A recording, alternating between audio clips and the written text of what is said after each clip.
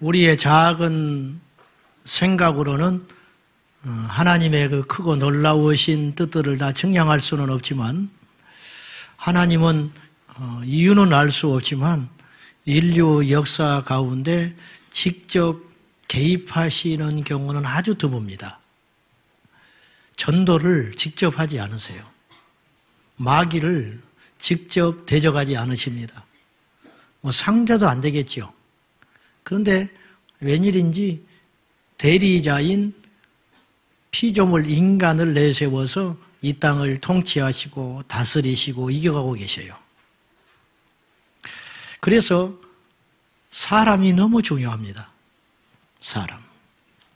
하나님은 사람을 쓰신다고 말이죠. 그래서 여기 앉아있는 저와 여러분이 굉장히 중요하고도 위험하다는 말을 제가 여러 번 했습니다.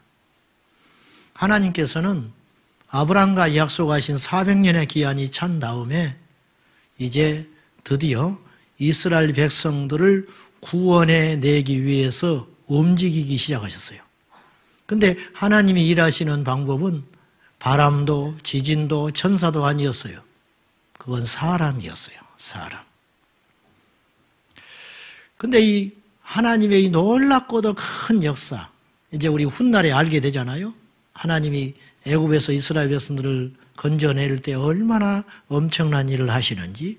그런데 이 엄청난 일의 시작은 지극히 평범하고 작은 일에서 시작을 했어요. 자, 1절 한번 보시겠습니까? 자, 1절 우리 다시 한번 봅시다. 시작. 한 사람이 가서 레위 여자에게 장가들어. 이상한 게 하나도 없어요. 특별한 것도 없어요. 히브리 민족 네이 지파 한 사나이가 나이가 먹어서 네이 여자를 만나서 결혼한 거예요. 특별한 게 없어요. 그리고 자기 아내가 임신을 합니다. 임신을 하여 아이를 낳고 보니 이 10달 동안 얼마나 마음이 졸었을까. 딸이 나오면 좋은데 아들이 태어났어요. 우리가 지난 시간에 봤듯이 지금 바로 왕은 이스라엘 백성들이 왕성해지기 때문에 인구 억제 정책에 들어갔단 말이에요. 그래서 딸이면 살려두고 아들이면 그 자리에서 죽였습니다. 아들을 낳은 것은 기쁨이 아니에요. 이건 환영은커녕 저주받은 아이가 태어난 거예요. 저주받은 아이가. 그런데 이 아들을 3개월 동안 숨겨놓은 이 행위를 부모의 단순한 부성애나 모성애가 아니고 이것을 히브리서 기자는 믿음이라고 표현을 했습니다. 히브리서 11장 23절에 보면 모세의 부모가 모세를 석 달간 숨겨둔 것을 이렇게 이야기했어요. 믿음으로 모세가 낳았을 때에 그 부모가 아름다운 아이임을 보고 석 달 동안 숨겨 왕의 명령을 무서워하지 아니하였으며 그랬어요. 믿음으로 아들을 목숨 걸고 지켰다는 거예요. 믿음으로. 그러니까 이 결단이 훗날에 엄청난 역사를 가져왔다는 거예요. 나비 효과라고 들어보셨죠? 나비 효과라는 말은 기상학적 용어예요. 원래는. 중국 상하이 공중에서 나비가 날개짓을 한번 하면 며칠 후에 미국 캘리포니아에 태풍이 돼서 불어온다는 거예요. 이것을 나비 효과라고 그래요. 영적 나비 효과. 우리가 무심코 뱉었던 말 한마디, 우리가 무심코 결정했던 어떤 하나의 사건, 우리가 무심코 갔던 어떤 선택 하나, 그것이 우리 훗날에 어마어마한 일을 가져올 수 있다는 거예요. 그러므로 어떤 사람은 김일성과 같은 생애를 살 수 있고 어떤 사람은 D.L. 무디와 같은 생애를 살 수도 있는 것이에요.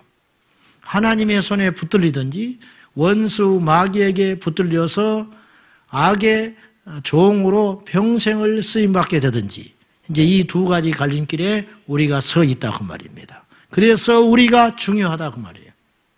교회에 드나드는 어린아이 하나에게도 사실은 상처를 주면 안 돼요.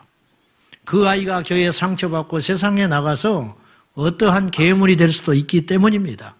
하나님은 사람을 쓰는 역사라는 거예요. 사람을. 한 사람의 믿음의 결단이 훗날에 이렇게 엄청난 역사를 가져와요.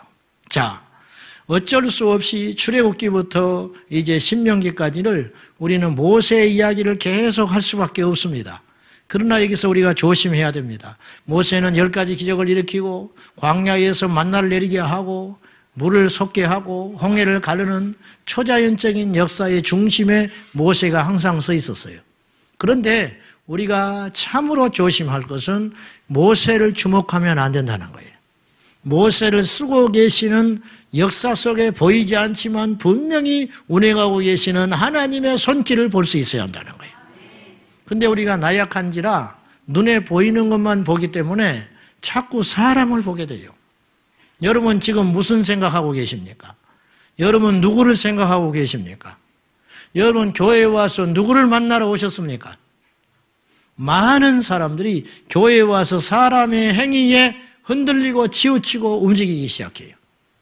교회에 오면 나쁜 사람이 있고 쓸만한 사람이 있고 상처를 주는 사람이 있고 시험을 주는 사람이 있고 든든한 사람이 있고 교만한 사람이 있고 겸손한 사람이 있잖아요. 우리가 그런 것에 치우치느라고 정작 만나야 할 우리 주 예수 그리스도, 그분을 못 만나고 교회만 왔다 갔다 허송생활 하다가 상처받았니 시험 들었니 좋네 나쁘니 이러다가 정작 만나야 할 우리 주님을 못 만난 채 헛된 교회 생활만 하다가 주님 앞에 갈 수 있다는 거예요. 목사도 마찬가지죠. 성도들을 보고 오늘 저 사람은 왜 안 보이나? 오늘 저 사람은 얼굴이 안색이 왜 안 좋은가? 그런 것에 우리가 신경 쓸 때가 아니라는 거예요. 자꾸만 우리가 사람을 주목해요. 교회에 와서 목사 한마디에 흔들흔들 해버립니다. 인사를 받았네 안 받았네?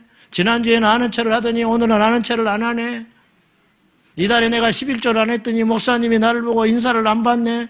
이런 정신 나간 생각을 하고 살다가 그런 것에 창념해서 교회에 왔다 갔다 하다가 정작 만나봐야 할 우리 주님을 못 만나는 이런 어리석은 사람들이 이 땅에는 너무 많습니다.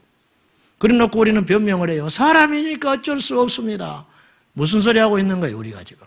우리 옛자는 다 죽었다고 고백을 하면서 여전히 저도 여러분에게도 그 자아가 살아남아가지고 이것이 철저하게 우리를 거듭나게 하지 못하게 하고 하나님을 만나는데 얼마나 거침돌이 되고 있는지 몰라요. 여러분이 오늘 예수님 만나고 가십시오. 모세를 보면 안 된다고 말이요. 모세가 무슨 힘이 있어요? 하나님은 모세가 아니라 다른 존재를 통해서도 하나님은 반드시 역사를 이루시는 분이에요. 우리가 그걸 봐야 한다는 것이에요. 3개월을 숨겼는데 더 이상 숨길 수가 없습니다. 아이의 울음소리는 커지고 더 이상 어떻게 해낼 재간이 없어요. 그래서 이제 모세의 부모는 결단해야 했습니다. 그래서 갈대상자를 만들어서 그 속에 좌우 안팎에 역청으로 방수를 해서 물을 들어오는 걸 막아놓고 그 핏덩어리를 그 속에 집어넣고 몇 날, 며칠 혹은 몇 시간이라도 조금이라도 더 살아주기를 바라는 마음으로 악어가 우글거리는 나일 강가에 이 아들을 떠나보낼 수밖에 없었어요. 그러니까 이들 부부가 할 수 있는 최상의 일은 그거밖에 없는 거예요. 다른 방법이 아무것도 없어요. 여러분, 우리가 이 땅에 인생 살다가 예수님을 믿지만 하나님 앞에 할 일이 이 정도밖에 할 수밖에 없는 일이 있어요. 아무것도 할 수 없는 일이 있어. 그렇죠? 여러분 자식을 뜻대로 키울 수 있던가요? 여러분의 몸뚱아리가 내 것이지만 이것이 건강을 내가 오늘은 건강을 좀 혈압을 좀 오늘 좀 높여보자. 오늘은 어제 혈압이 너무 높았으니까 계속 높아지면 큰일 나니까 오늘 좀 낮추자. 마음대로 됩니까? 겉으로는 멀쩡한데 그 안에 장기들이 상하고 있는 걸 우리가 어떻게 알겠어요? 내 몸뚱아리지만 내 것 아닙니다. 내 자식이지만 내 거 아닙니다. 내 재산이지만 내 거 아니에요. 우리가 할 수 있는 일이 사실은 많지 않아요. 그냥 갈대상자 만들어가지고 그 속에 막연하게 소망을 걸고 아들을 집어넣어서 떠나보낼 수밖에 없는 날들이 우리에게는 사실 있다고 말입니다. 이 중에도 그런 분들이 숱하게 앉아 계십니다. 여러분 이거 아십니까? 어쩌면 말이죠. 우리가 아무것도 아니기 때문에 하나님이 더 위대하시고 우리가 때로는 아무것도 할 수 없기 때문에 하나님께서 하실 일이 많다는 거 아십니까? 초대교회는 날마다 기적이 일어났어요. 그도 그럴 수밖에 없는 게 초대교회의 성도들은 너무 약했습니다. 물질이 있기를 합니까? 권력이 있기를 합니까? 사회적으로 보장을 받기를 했습니까? 여러분, 그 당시에 예수 그리스도를 나의 구주로 영접한다는 건 죽는 것이었어요. 자살 행위와 같았어요.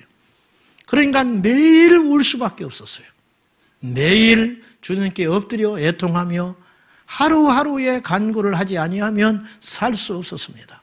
그러기 때문에 주님의 역사는 크고 놀랍게 날마다 일어나게 됐던 거예요. 오늘날 이 땅에 우리를 보십시오. 얼마나 가진 것이 많아요. 얼마나 똑똑한 게 많습니까? 얼마나 아는 게 많아요. 그러니까 도무지 하나님의 역사가 일어날 수 있는 그러한 배경이 없는 거예요. 우리가 다 결정합니다. 우리가 할 수 있는 일만 합니다. 할 수 없는 일은 안 해버립니다. 그 이상을 해야 하나님의 역사가 일어나는 법인데 그 이상을 하지 않으니 하나님 우리 힘에 닿는 데까지만 믿는 거예요. 그걸 초월할 수 있어야 그때부터 기적이 일어나고 광야에서 생수가 나고 만나가 일어나고 사막에서 길이 열리는 역사를 경험하게 될 것인데 저부터서 그 모험 정신이 믿음의 야성이 점점 사라지고 있는 타협하는 그리스도인들 너무 많다는 거예요. 너무 많아요.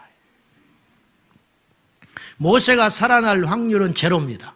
0.001%도 없어요. 며칠은 살지 몰라요. 며칠은. 그러나 모세는 이제는 살아날 확률이 완전 제로입니다.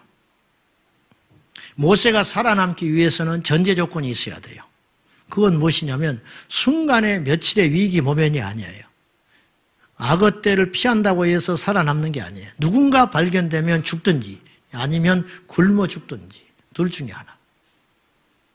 히브리 그 비루한 아이를 누가 책임져 주겠어요? 오늘 본문에는 하나님께서 이렇게 하셨다라는 말은 없어요. 그런데 하나님의 숨어있는 놀라우신 역사와 인도하심이 있다는 걸 조금만 우리가 영적 눈을 뜨면 알 수 있어요. 모세가 갈대상자에 담겨져서 물을 따라 흘러갑니다. 악어들의 그 살벌한 위협을 피해서 흘러가야 해요. 그리고 누군가에게 발견돼야 돼요. 그런데 누구한테 발견되느냐? 바로의 딸이 그것을 발견합니다. 여러분 아시다시피 이 상황에서 애굽의 바로 왕의 명령을 거슬릴 수 있는 사람은 몇 사람 안 됩니다. 그 중에 한 사람이 바로의 딸이에요. 바로의 딸이 모세를 발견했습니다. 그때 울었기 때문에 발견된 거예요. 그렇잖아요? 울지 않았으면 또 몰라요. 또 그 시간에 해필 바로의 딸이 목욕을 하러 가야 했어요. 정확히 한치의 오차 없이 10분만 비껴가도 안 돼요. 1분만 비껴가도 안 될지 몰라요. 정확히 만났어요. 그리고 그걸 발견하여 가져왔는데 열었을 때 울기 시작하는데 누가 봐도 이 아이는 히브리 아이입니다. 버려진 아이. 누가 관심 두겠습니까? 그러나 바로의 딸의 마음이 움직이기 시작했어요. 이 아들을 보는 순간에 자신의 아들로 삼고 싶은 강한 마음이 일어나는 거예요. 과연 누가 이런 일을 하셨을까요? 우리 주 하나님 아버지. 그분이 그 일을 하셨다는 거예요. 그때 마침 따라가던 어미는 갈대상자에 아들을 심어보내고 집에서 울고 있었을 것이고 아비는 노예에 끌려가서 피라미드를 만들고 있었을 것이고 그의 누나는 이 동생의 마지막이 어찌할꼬 두려운 마음으로 따라가다가 바로의 딸이 발견하는 걸 보고 나섰습니다. 기지를 발휘하여 이 아이를 젖먹일 자를 내가 알고 있다. 그래서 친모를 갖다 대는 거예요. 여러분 이 역사를 보십시오. 원수의 턱 밑에서 가장 안전한 방법으로 하나님께서 비밀병기를 키워가고 계시는 거 놀랍지 않습니까? 우리 하나님만이 이런 일을 할 수 있다는 거예요. 우리 하나님. 이 하나님이 오늘 또 우리 가운데 일하시고 운행하고 계시다는 걸 분명히 아셔야 됩니다. 억지가 아니잖아요. 무작정 믿자는 게 아니잖아요. 이 역사 가운데 이 톱니바퀴 하나만 틀어져도 안 되는 것인데 이것이 정확하게 맞아가지 않고 있습니까? 이 하나님이 아브라함의 하나님, 이삭의 하나님, 야곱의 하나님, 모세의 하나님이 우리의 하나님이시다고. 우리의 하나님. 그리고 돈 벌어가면서 자기 자식 젖 먹여서 가장 안전하게. 여러분, 바로의 양아들인데 누가 건들겠어요? 그것도 돈 받아가면서. 저주덩어리가 복덩이가 돼서 돌아왔어요. 그리고 장성할 때까지 철저히. 근데 젖만 먹인 게 아니었어요. 이스라엘 히브리 민족의 신앙과 민족 정신을 모세 어미는 그의 요람에서부터 철저히 훈련시켰어요. 그래서 모세는 그의 정체를 말하지는 않았지만 그의 피 속에 히브리인 피가 흐르고 있다는 걸 분명히 알고 있는 이 정체성, 이걸 가지고 역사의 전면에 나오기 시작해요. 이제 나이가 차자 바로가 궁으로 불러드립니다.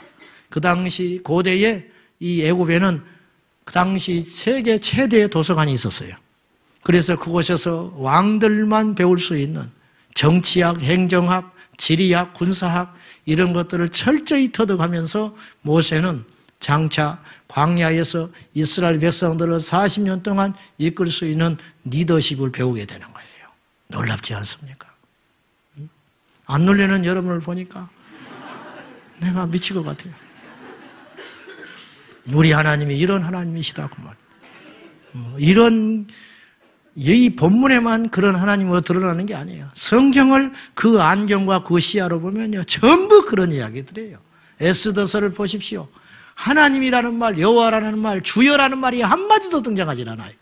근데 에스더서는 철저히 하나님께서 일하시는 역사로 가득 차 있습니다. 누구가 이걸 할 수 있냐 그 말이죠. 누가? 사랑하는 여러분, 하나님은 반드시 합력하여 선을 이루시는 분이에요.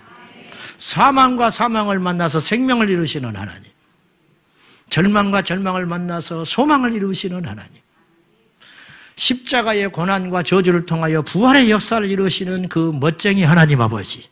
로마서 8장 28절, 하나님을 사랑하는 자, 곧 그 뜻대로 부르심을 입은 자들에게는 모든 것이 좋은 일이든 나쁜 일이든 힘든 일이든 쉬운 일이든 악한 자든 선한 자든 모든 것이 합력하여 선을 이루시느니라. 누가? 우리 하나님이. 사람은요, 좋은 거 갖다가 나쁘게 만들어버려요. 사람은 생명의 것을 갖다가 사망으로 만들어요. 그러나 우리 하나님 그런 분이 아니에요. 우리 하나님은 어떤 재료를 모아서라도 반드시 선을 이루시는 하나님이시다. 그 뜻대로 부르심을 입은 자들을 통해서 그 일을 이루어 가시는 분이다. 그런 말입니다. 유종옥 사모님이라고, 이분은 현직 교회 사모님이신데, 이분이 작은 교회에 심우하는 목사님 사모님이십니다. 이분이 80년대에 개척을 하셨는데, 이 유종옥 사모님은 현재 서울역에서 노숙자 사역을 하시는 귀한 여종이십니다. 교회를 개척하고 이 사모님이 얼마 안 된 봄날 남루한 옷을 입고 병색이 완연한 어떤 사나이가 양쪽 손에 아이 둘을 데리고, 남자아이, 여자아이를 둘을 끌고 교회에 나타난 거예요. 근데 예배 드리고 나면 없어. 교인이 아무도 없는데, 알려진 교회도 아니고 유명한 교회도 아닌데 거기까지 와서 정체 모를 이 사나이가, 그것도 매주 오는 것도 아니에요. 어쩌다 한 번씩 나타나서 울면서 예배를 드리고 예배 축도 끝나면 싹 없어져 버리는 거예요. 어떻게 잡을 방법이 없어요. 그의 여름, 몹시 무더운 어느 여름날 교회로 전화 한 통이 걸려왔습니다. 사모님이십니까? 이야기를 들어보니까 그 아이 같아요. 그 남자아이. 사모님, 그 목소리는 아주 다급했습니다. 우리 아빠가 숨을 쉬지 않습니다. 우리 아빠가 숨을 쉬지 않아요. 이 사모님이 빨리 지금 밖에 나가서 어떤 사람을 붙들든지 간에 사정해가지고 아빠를 병원으로 빨리 모시거라. 내가 지금 갈게. 어디냐? 물었더니 성남이라고 그래, 성남. 그때 이 사모님 교회가 어디에 있었냐면 종로 5가에 있었어요. 무슨 사연인지는 몰라도 이 사나이가 성남에서 두 아이를 데리고 종로까지 와서 예배를 드린 거예요. 많은 생각이 왔다 갔다 해요. 그리고 성남에 쫓아가 봤더니 그 아버지는 두 자식을 덩그러니 남기고 죽어버렸어요. 시한부 인생을 살고 있었던 거예요. 병으로. 그리고 죽었어요. 장례를 치르는 동안 아무도 나타나지를 않아요. 일가 친척 연락해도 어느 누구도 받아주질 않고 두 짐덩어리 맡을까 봐 장례식장에 나타나지를 않아요. 장례가 끝났습니다. 앉아있는데 하나님께서 말씀하셔요. 그 아비의 심정을 느끼게 했어요. 이 아버지가 무슨 생각을 가지고 저 성남에서 이 종로까지 여기까지 두 아들을 데리고 올 때 무슨 마음으로 왔을까? 딸아, 그 아비의 마음을 네가 아느냐? 수없는 교회를 두드렸을 거라는 거예요. 내가 이제 얼마 못 살게 됐는데 이 두 핏덩어리를 누구한테 맡기고 나는 죽어야 되는가? 너희 가정이 뽑혔다. 그때 마음속에 확신이 생기더랍니다. 하나님께서 이렇게 미약하고 부족한 우리 가정을 귀히 보시고 인정하셔서 하나님의 양부모로 뽑혔구나. 이들의 부모로 내가 뽑혔다 생각하니까 다 해석이 됐어요. 기쁘게 이 목사님 네 분이 그날로 두 자식을 자녀 삼았습니다. 이미 이분들에겐 두 아들이 있었다고 그래요. 19평 아파트 방 두 칸에서 지지고 볶고 살고 있었는데 거기다가 두 자식이 생겼어요. 그날로 방 한 칸에 아들 셋을 넣고 방 한 칸에 딸 하나 주고 목사님 내외는 거실에서 잠을 자야 했습니다. 어버이날이 되면은 카네이션 4개를 사모님이 달고 자랑스럽게 가슴을 펴며 돌아다닌답니다. 사람들이 희끗희끗 쳐다봐요. 존스럽게 카네이션을 4개나 달고 다닌다고. 그리고 물어본대요. 자식이 넷이나 되냐고. 그렇다고. 아들, 딸, 아들 이렇게 넷뒀다고 그러면 비웃는데요. 요즘 세상에 넷이나 낳았다고. 그러나 그 마음을 누가 알겠습니까? 그 큰 아들, 가슴으로 난 큰 아들이 이제 장성하여 군대를 갔습니다. 군대를 가서 첫 면회를 목사님 부부가 가신 거예요. 얼굴이 안 좋아요. 항상 밝은데 목사님이 잠깐 자리를 비운 사이에 이 아들이 이렇게 이야기합니다. 어머니, 나 너무 힘들어요. 내가 죽을 것 같아요. 가슴이 철렁한 거예요. 어지간해서는 힘들다고 할 애들이 아닌데, 아가 아닌데 무슨 일이냐. 나보다 한 달 먼저 들어온 고참이 이렇게 나를 못 살게 합니다. 내가 끝내버리고 싶어요. 막 이런 말을 하는 거예요. 무슨 일인데? 아침마다 자기한테 무슨 감정이 있는지 완전 군장을 시키고 연병장을 돌게 한 다음에 아침밥을 먹게 한다는 거예요.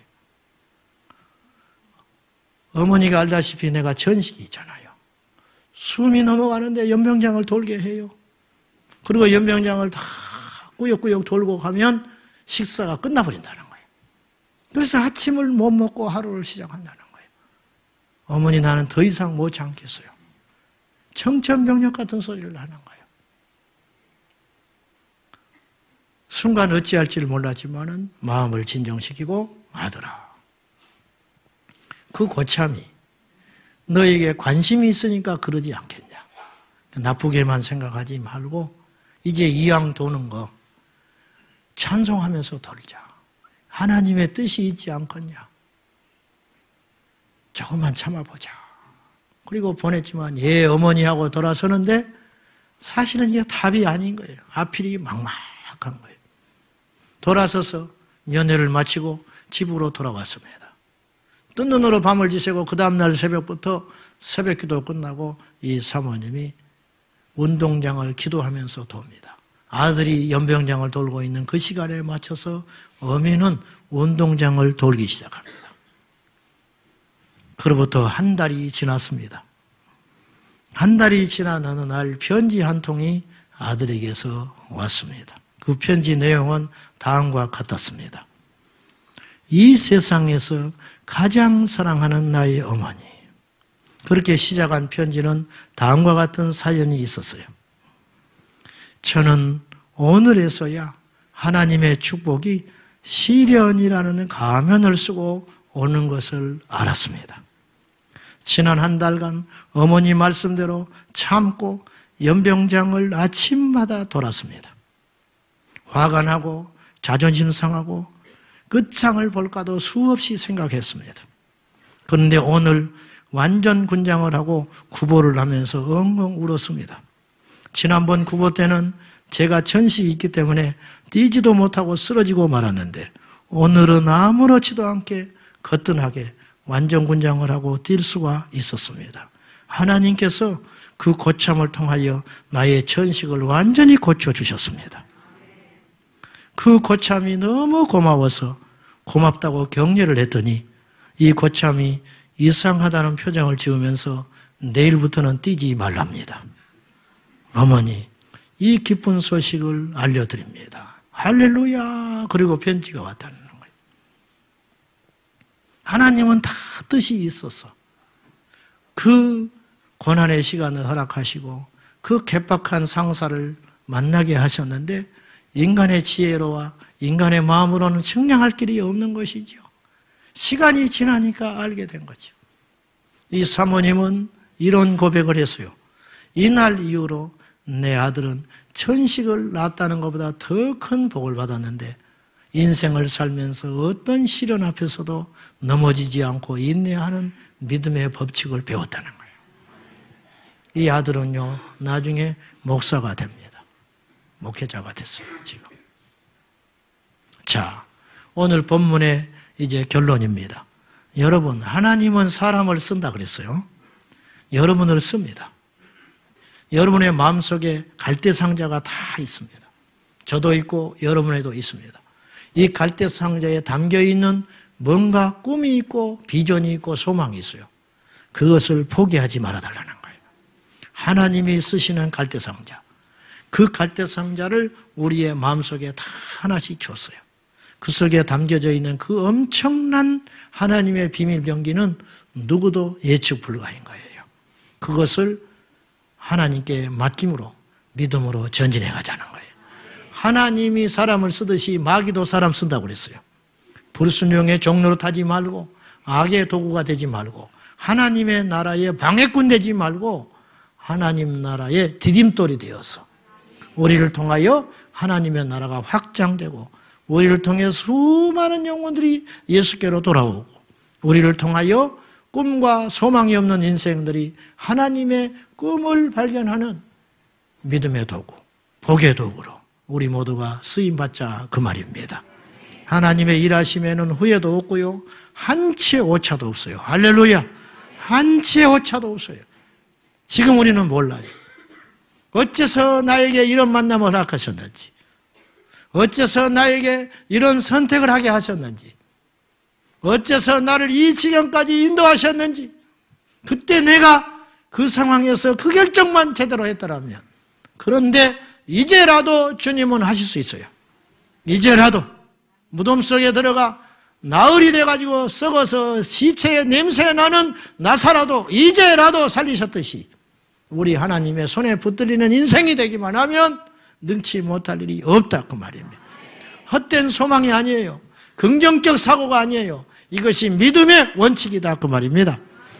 두려워 말고 믿기만 합시다. 한 가지 우리가 유념해야 할 것은 우리가 주님의 품을 떠나지 말아야 한다는 것이고 우리가 죄와 멀리해야 된다는 거예요. 멀리하는 정도가 아니라 죄를 완전히 끊어버려야 돼요. 할렐루야. 세상의 수단으로 우리가 복받지 못해요. 세상의 방법으로 우리가 하나님의 일을 하지 못해요. 하나님 앞에 어찌하면 오늘 하루를 이 순간을 이 선택을 주님이 기뻐하는 걸 선택하며 주님이 기뻐하는 말씀에 어긋나지 않는 이 걸음을 걸어가 볼고 날마다 고민하는 영적인 그것들이 쌓여져서 훗날의 모세가 되기도 하고 훗날의 아브라함도 되기도 하고 훗날의 다윗도 되기도 하고 아니면 이름 없는 선교사요, 이름 없는 순교자도 될 수 있다 그 말입니다. 그것입니다. 우리 마음을 우리 하나님께 중심을 드림으로 날마다 우리에게 일상적으로 다가오는 모든 과정 속에서 하나님을 의심하지 말고 하나님을 원망하지 말고 우리 주님을 굳게 신뢰함으로 모든 것을 합력하여 선을 이루시는 그 위대하시고 멋지신 하나님, 그 하나님 붙잡고 승리하는 저와 여러분 꼭 되시기를 예수님의 이름으로 축원합니다. 기도하십시다. 하나님 아버지, 한 네이 사람의 결단이 이렇게 큰 역사를 이루었다면 오늘 우리도 하나님께서 사용하고 있는 줄로 믿습니다. 우리가 다 모세일 수는 없고 우리가 다 다윗일 수는 없겠지만은 하나님께서 제마다의 그릇과 역할을 주셔서 오늘 또 사용하고 계심을 믿습니다. 간절히 비옵나니 주님의 생명의 도구, 주님의 선한 도구로 쓰임받을 지언정 악과 제약의 도구로 쓰임받지 않게 하여 주옵소서. 하나님을 믿습니다. 하나님의 위대하심을 믿습니다. 모든 것을 가능케 하시는 하나님의 능력을 믿습니다. 예수님의 이름으로 기도하옵나이다. 아멘.